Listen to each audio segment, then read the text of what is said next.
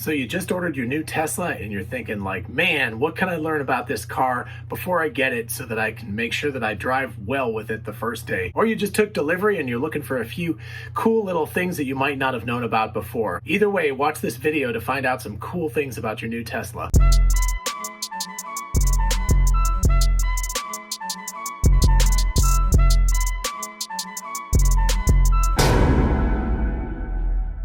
Hey y'all, it's Dr. Know-It-All. Sorry for the air conditioning. It's actually a little bit of a warm day here in Athens.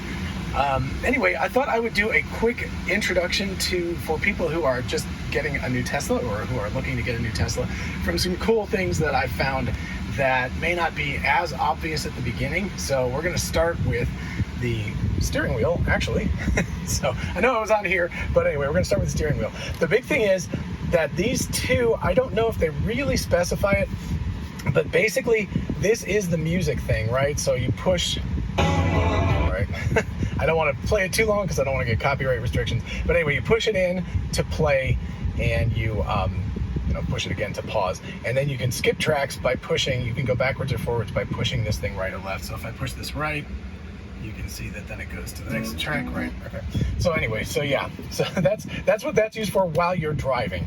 While you're driving, the right one is pretty much all about the cruise control. So once you've got cruise control engaged, and again, you do that, I'm not driving right now, but what you would do is you would push it down once to get the cruise controls right, so it's not happy about that. But anyway, I'm not in drive right now, but when you're in drive, you'd push this thing down once hard to put it in cruise control, and of course you push it down hard twice to put it in autopilot where that's available. And of course that will be available up here. You will see, like as soon as I put my foot on the brake, you can see here a whole bunch of stuff, but park, right? So anyway, if I put this in drive, which is not a good idea considering I would drive into something here. But anyway, once it's there, if there's a steering wheel and if there's a little speed limit like in a circle, so if it said 35 and it was in a circle, you'd be able to do cruise control. And if there was a little steering wheel here, you'd be able to do navigate on autopilot. Also of importance is so obviously this is the turn signal, this is the basic thing, but if you push this button in a little bit, it will cause the windshield wipers to go on. And importantly, it will make this happen, like really briefly, but that allows you to then pick, I just leave it on auto because it actually works pretty well, but you can pick the speed that you want it to work. And then if you push this in hard and hold it, right, you can see it does the misty thing, which is, the windshield wiper cleaner. So that's pretty much it for the steering wheel. The steering wheel itself works as you might expect. The interface itself here, you've got, obviously you can open the front, you can open doors, unlock it, lock it. So I could lock all my doors, so they just locked and they open. You can open the trunk, of course. Now everything's got the power trunk. And of course you can also open the little, with the little lightning bolt, you can open your charging port. In general, I don't use the lightning bolt to do that because all the chargers have like a little white button on them and you push it, and I'll show a picture of that. But anyway, when you push it, it opens up the charging port. One other thing while I'm thinking about it, obviously these are the window controls, but right here we have the actual door open. There's a secondary door open down here. If you pull this up, it's an emergency. It's like a mechanical door unlock, but that's not particularly a good idea. The person at Tesla told me it would actually break the car if you used it too many times. So what you're supposed to do is just put your hand here, push this button, and you see what it does is it actually lowers the window just a little bit as you do it. And then of course, when you shut it, it goes back again. All right, so let's see. And then of course, wireless charger. I've got a Jawua one instead of the one that came built in because that one's more powerful. And by the way, if you want one of these, then take a look in the description. You can get a code to get a free SD card with that. Sorry about the sun. It's all over the place in that. Okay, so anyway, so in terms of the interface, these are all fairly obvious, but if you push on the little fan button, one thing that's nice that I didn't know about before, so you can obviously adjust all of your controls, and without the other person sitting in the seat, you can also see that it doesn't have their fan controls on. There's also, when the other person is sitting in this seat, it has a synchronize button, which causes it to synchronize the temperature between the two. And if you turn that off, then it will automatically allow the person on the right to control their temperature separately. So I've got it set to 20 right now, but you could set it on anything else. Obviously, annoying. Obviously, you can press auto, which is what I usually leave it on. So you set a temperature, put it on auto, and it stays there. And of course, you have a power button to turn it off. This, however, is interesting. So this allows you to control, like you can turn on the rear seat heaters, right? So I've got mine on 1, but you can turn those on and off. You cannot, there is an actual button right here for the passenger and for me. So I'm gonna turn mine off, it's a little bit hot today. But anyway, so you've got those controls right here, but if you want to turn on the ones in the back, you've got all 3, and those are available if you want to push those, but you have to turn it on from the front seat. The thing that I'm bummed about is that there should be a little steering wheel heater, which I guess my car was like the last version before the one where they put it in. But nowadays, if you're just getting one, there will also be a steering wheel heater here that you can turn on. So yeah, so anyway, so there's that. The music is all pretty self-explanatory. Spotify is the one that works the best with this, I believe. You can also turn on a radio and everything. Also, you can turn on cameras, which is nice. And by the by, if you do this, you only get the one rear view, but I personally prefer. So when I go and back up, it actually has the side camera to the left of me, which is that car over there. And it has the side camera to the right of me, which is that tree over there. So you can see that out the sides, and of course the main rear view. All right, don't need to worry about that too much anymore. Obviously navigation stuff. Oh, that was the other thing. I forgot to talk about that. So if we go, take me to Walmart, and it will give me some choices of Walmart around here, right? Like that. So, okay. So that you just push this button in and tell it what you want it to do, and you can navigate to anything. There's a whole bunch of things. You can do like adjustments and stuff. Real quick, although you probably have seen this already from the showroom, if you bring up the quick controls, you can adjust the mirror and the steering wheel. And you can also cause it to, if I push the button here, fold, you can cause them to fold up automatically. Now they'll do this when you're in like park, but if you're in a super narrow place or something, or actually if you have ice and you're worried about them folding or unfolding, you can do that right there. You can also window lock, you can change the brightness, it's on auto right now, exterior lights, etc.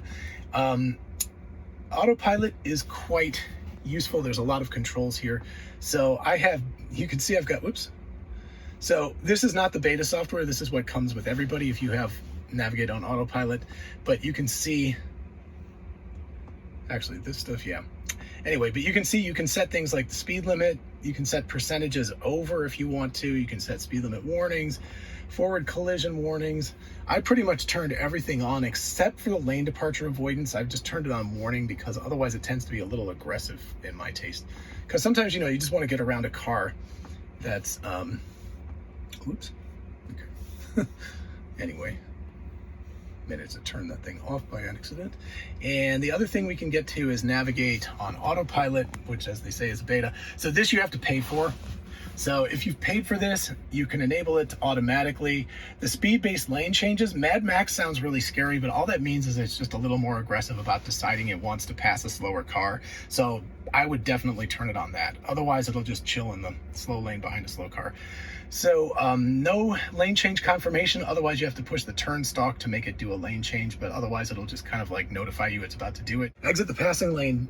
You would definitely want to keep it out of the passing lane because that, that's just nice. You don't want to be riding along in the fast lane. And then lane change notification. I turned it on vibrate for a while, but I did not like that because I kept thinking something was broken. So I just have it chime at me when it's about to do that. So you can see I've created profiles for a few people. There's a valet mode, but basically if you are so if you want to make a new profile, I don't know why it's not deciding it wants to work. There we go. If you want to make a new profile, you can go to driver profile settings, and then you can add a new driver here. So that's how you would do that. Of course, you'll probably get an initial driver profile when you get it set up. But the other thing you want to do is you want to connect to, oops, sorry, not Wi-Fi. You definitely want to connect to Wi-Fi when you're at home. But the other thing is that you want to add people here. So the showroom kind of messed me up a bit on this, because what they said was, they said that we both had to be connected through my account, but that's not true. So my wife, Lane, eventually set up her own Tesla account. So she downloaded the app and everything. And so now her phone is connected and she's connected their way. So what I would suggest is when you first get the car, just get one person set up. But then like when you get home or something, you can go ahead and set up the second person. So you can add a new device by clicking the plus button there. All right, and then the last thing is Sentry mode. So assuming you have a new car, let's go ahead and open the glove box. Well, you know what that is. Inside of the glove box in here is a USB stick, which I think it's like 256 gigs. It's pretty large. So anyway, if you've got that installed, then you can launch the viewer here and you can see any Sentry mode events that have happened. So you click on this little guy, whoops, click on this little guy up here to bring up the Sentry mode, and you can see stuff that's happened. Well, let's see what happened here. I have no idea. Most of the time it's nothing, but if there's ever an instance, of course, where somebody dings your car or something like that, then you can take care of that. Yeah. Oh, there we go. All right. So somebody walking by the car. So you can see how the Sentry mode actually works, and it's pretty effective. So, yeah, I mean, that doesn't cover everything. Obviously, there's stuff like if you push on the energy button, you can see how your energy usage is. You can change your charging settings. Oh yeah, let's try charging. Okay, so let's go up here, go to charging. This is actually quite useful. So this, you'll see I've got 214 miles left according to this, and you can see what the battery percentage is. This little white line here is how I set the limit. So if I click on that, you can see that I've got it set kind of in the middle of the daily. So you don't want to top off your battery unless you're planning on going for a trip. So I've got it set to like approximately 80%, which is around 230 miles. You can see there's 214 left.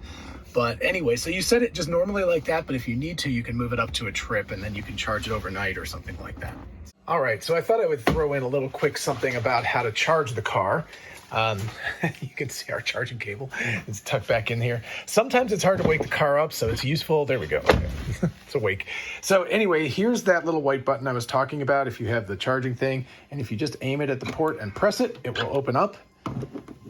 And now you see that it turns blue. And blue means that it's ready to charge, but it's not going to charge yet. And the reason why is because I've got it set to a scheduled charge, which I'm going to show you in just a second. All right, so anyway, inside here, you can see that it's got 199 miles, and it will start charging currently at 11:30 at night, but you can set to a scheduled departure. That's one way to do it. So if you know you need to leave at 8 o'clock every morning, you can make sure that it's all set up so that it's charged up at 8 o'clock in the morning. Or if I can do this, it's really dicey. Oh, it actually changed it back there for some reason. But anyway, what I usually have is I usually have it set to start charging, and I have it set to start charging at 11:30 p.m. At 11 o'clock p.m., our rates go way, way down. So I just start at a half hour after that to make sure it doesn't accidentally start too early. And that way, you know, with 199 miles, it's going to go up to, I think 235 is about what it's set to. So it'll take half hour, 45 minutes or something like that. But anyway, it's in the middle of the night, so I don't really care. But yeah, so that's how that all works. And this is all very important to get this set up properly, especially if you have rates that change at different times, or if you have solar panels and you want to charge during when the sun is the highest or something. You can do that all through here. And so again, you can access that through charging.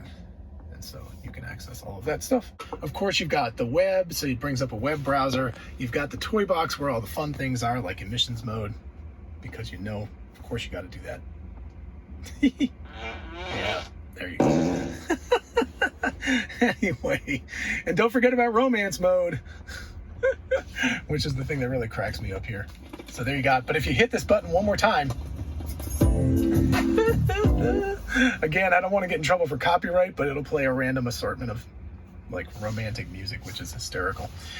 So yeah, and then entertainment. So if you have a Netflix or Hulu or Twitch or whatever, or YouTube account, you can watch my videos right here.